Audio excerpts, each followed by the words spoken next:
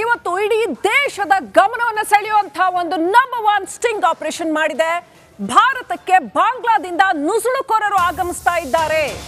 ಸಾಕಷ್ಟು ದೊಡ್ಡ ದೇಶದ ಭದ್ರತೆಗೆ ಧಕ್ಕೆ ತರುವಂತಹ ಸುದ್ದಿ ಇದು. ರಿಪಬ್ಲಿಕ್ ಕನ್ನಡ ಈ ಕುರಿತಾಗಿ ಮಾಡಿರ್ತಕ್ಕಂಥ ನಂಬರ್ 1 ಸ್ಟಿಂಗ್ ಆಪರೇಷನ್. ನುಸುಳುಕೋರರ ಮೇಲೆ ರಿಪಬ್ಲಿಕ್ ಕನ್ನಡದ ಕ್ಯಾಮೆರಾ ಕಣ್ಣು ಫೋಕಸ್ ಮಾಡಿದೆ. ಕತ್ತಲಾಗ್ತಾ ಇದ್ದ ಹಾಗೇನೆ ರಸ್ತೆಗೆ ಇಳಿತಾರೆ ನುಸುಳುಕೋರರು. ಪಶ್ಚಿಮ ಬಂಗಾಳ ಅಸ್ಸಾಂ ಗಡಿಯಲ್ಲಿ ಅಕ್ರಮವಾಗಿ ಪ್ರವೇಶ ಮಾಡಿ ಒಳಗಡೆ ಬರ್ತಾರೆ. ಎಷ್ಟು ದೊಡ್ಡ ಥ್ರೆಟ್ ಇದೆ ಇವರಿಂದ ಅನ್ನೋದು. 2,000ದಿಂದ 20,000 ಕೊಟ್ರೆ ಗಡಿಯಲ್ಲಿ ಅವ್ರಿಗೆ ಎಂಟ್ರಿ ಫ್ರೀಯಾಗಿ ಸಿಗತ್ತೆ. ಅಕ್ರಮವಾಗಿ ಒಳಗಡೆ ಬಿಡೋದಕ್ಕೂ ಕೂಡ ಏಜೆಂಟರಿದ್ದಾರೆ.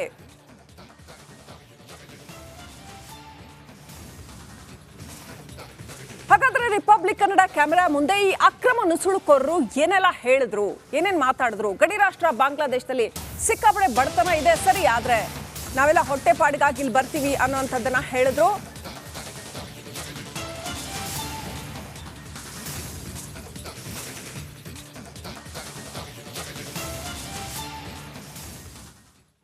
आप लोग यहाँ पर क्या काम करते हैं?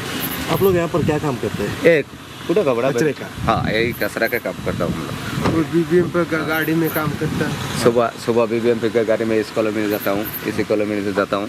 यही सर। का नाम क्या? विजय। कहाँ से? कलकत्ता। सच बोल। सच बोल रहा है। बांग्लादेश बांग्लादेश में किधर?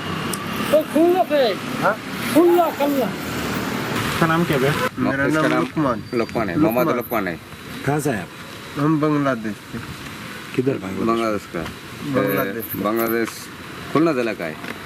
खुलना जिला। हाँ जी, खुलना बागेरहाट जिला है। आपके साथ कितने लोग आए? मेरे साथ मैं तो 3-4 लोग आया शायद। पहला दिल्ली में आया, उधर से इधर आया। वो बॉर्डर कैसे क्रॉस करते हैं आप लोग? और कोई पासपोर्ट भी आता है, कोई ब्लैक में आता है। ब्लैक में कैसे? पैसा बीडीआर है ना, उसको पैसा देना पड़ेगा। किसको? बीडीआर को। बीडीआर नहीं? वो आर्मी बीडीआर देता है उसको। कितना पैसा? कितना वो गरीब आदमी हम लोग पेट के लिए आया इधर। 2-4 हज़ार रुपये देना देता हूँ, छोड़ देता है। का नाम क्या? अलाम कहाँ से है? वो बांग्लादेशी के सर। बांग्लादेश। कब आया बैंगलोर? हाँ? कितने महीने से यहाँ पर? वो 1 महीना हो गया। 1 महीना हो गया। कैसे आया वहाँ से? वो बॉर्डर का आया सर। हाँ? वो बॉर्डर का वो कैसे बॉर्डर क्रॉस किया? वो 4-5 हज़ार दे तो क्रॉस कर। किसको? वो आदमी के मालूम नहीं सर। नाम क्या है भाई आपका? मोहम्मद हफीजुल। कहाँ से आया? बांग्लादेश का सर। झूठ बोल के आपसे कोई फायदा नहीं, हम गरीब आदमी है। शायद पेट की वजह से है, काम करके खाते सर, चोरी नहीं करते सर। बांग्लादेश में किधर? वो खुलना जिला। कैसे आया वहाँ से? वो हम तो लेके आता है ना दूसरे के आदमी से, थोड़ा बहुत पैसा दे तो लेके आता सर। कितना पैसा? वो 5-6 हज़ार लेता है। 1% का? हाँ। वो किसको देता है? वो मालूम नहीं किसको देता नहीं देता, हमारे को मालूम कैसे, जैसे आप पूछे हम। ಸೊ ಹಾಗಾದ್ರೆ ಈ ಅಕ್ರಮ ಬಾಂಗ್ಲಾ ನುಸುಳುಕೋರರು ಎಲ್ಲಿ ವಾಸ್ತವ್ಯ ಹೂಡಿದ್ದಾರೆ, ಎಲ್ಲಿ ಕ್ಯಾಂಪ್ ಮಾಡಿದ್ದಾರೆ, ಯಾವ ರೀತಿಯಲ್ಲಿ ಬದುಕ್ತಾ ಇದ್ದಾರೆ ಇವರು ಬೆಂಗಳೂರಲ್ಲಿ, ಇದೆಲ್ಲದರ ಕುರಿತಾಗಿ ನಿಮ್ಮ ರಿಪಬ್ಲಿಕ್ ಕನ್ನಡ ಫೋಕಸ್ ಮಾಡಿದೆ.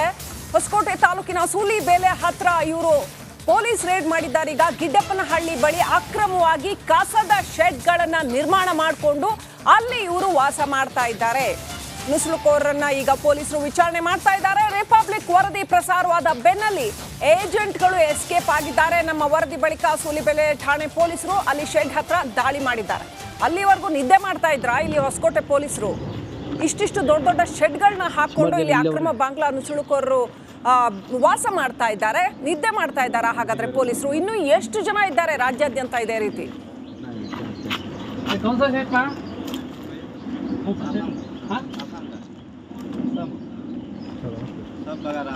ಸ್ಟಿಂಗ್ ಆಪರೇಷನ್ ಮಾಡಿ ಬೆಳಗ್ಗೆಯಿಂದನೂ ಕೂಡ ಸುದ್ದಿ ಬಿತ್ತರಾಗ್ತಾ ಇದೆ.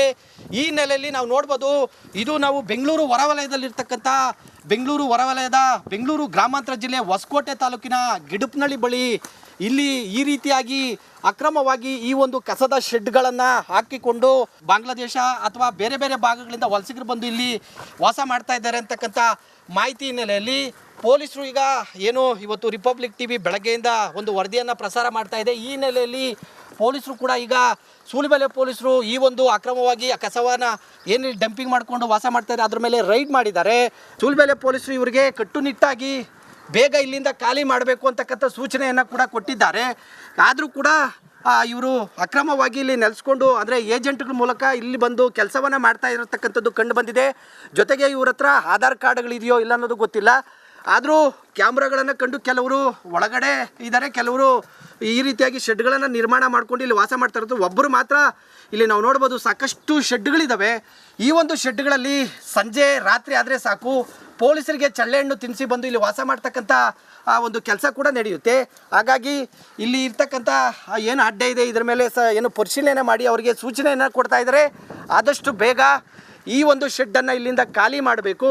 ಜೊತೆಗೆ ಇಲ್ಲಿ ಎಷ್ಟು ಜನ ವಾಸ ಇದ್ದಾರೆ, ಜೊತೆಗೆ ಯಾರೆಲ್ಲ ವಾಸ ಇದ್ದಾರೆ, ಅವರು ಎಲ್ಲಿಂದ ಬಂದಿದ್ದಾರೆ, ಅವರ ವಿಳಾಸ ಆದರೂ ಏನು, ಇವೆಲ್ಲವನ್ನು ಕೂಡ ಈಗ ಸೂಲಿಬೆಲೆ ಪೊಲೀಸರು ತನಿಖೆಯನ್ನು ಮಾಡಲಿಕ್ಕೆ ಮುಂದಾಗಿದ್ದಾರೆ.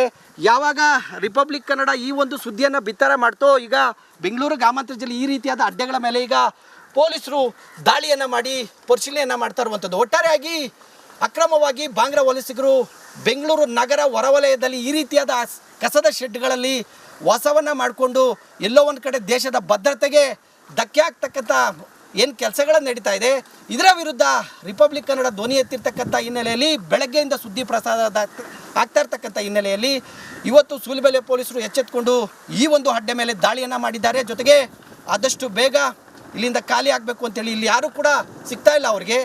ಆದಷ್ಟು ಬೇಗ ಖಾಲಿ ಮಾಡಿಸ್ತೀವಿ, ಏನು 3-4 ದಿನಗಳಲ್ಲಿ ಇದನ್ನು ಖಾಲಿ ಮಾಡಿಸ್ತೀವಿ ಅಂತೇಳಿ ಈಗಾಗಲೇ ಪೊಲೀಸರು ಕೂಡ ಹೇಳ್ತಾ ಇರುವಂಥದ್ದು. ಇದು ನಿಮ್ಮ ರಿಪಬ್ಲಿಕ್ ಟಿವಿಯ ಬಿಗ್ ಇಂಪ್ಯಾಕ್ಟ್. ಕ್ಯಾಮ್ರಾಮನ್ ಮೋನಿಗೌಡ ಜೊತೆ ಮಂಜುನಾಥ್ ದಿನೂರು, ರಿಪಬ್ಲಿಕ್ ಕನ್ನಡ, ಹೊಸಕೋಟೆ.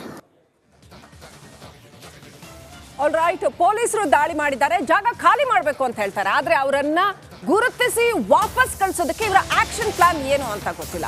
ಮುಖ್ಯಮಂತ್ರಿಗಳು ಏನು ಹೇಳ್ತಾರೆ ಇದ್ರ ಬಗ್ಗೆ, ಹಾಗೆಯೇ ಡಾಕ್ಟರ್ ಜಿ ಪರಮೇಶ್ವರ್ ಅವರು ಗೃಹ ಸಚಿವರು ಅವ್ರು ಏನು ಹೇಳಿದ್ರು ನೋಡಿ. ದೇಶ ರಾಜ್ಯ ಮಟ್ಟದಲ್ಲಿ ಗಮನ ಸೆಳೆದಿರ್ತಕ್ಕಂಥ ಒಂದು ಸ್ಟ್ರಿಂಗ್ ಆಪರೇಷನ್ ರಿಪಬ್ಲಿಕ್ ಕನ್ನಡ ಮಾಡಿರ್ತಕ್ಕಂಥದ್ದು.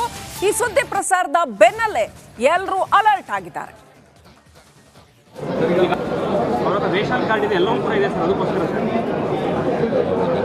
ಈಗ ಆಲ್ರೆಡಿ ಇದ್ದಾರೆ ಸರ್, ಬೆಂಗಳೂರಲ್ಲಿ ಇದ್ದಾರೆ ಸರ್, ಸುಮಾರು ಜನ ಇದ್ದಾರೆ ಸರ್. ನಾನು ನೋಡ್ಬಿಟ್ಟು ಹೇಳ್ತೀನಿ.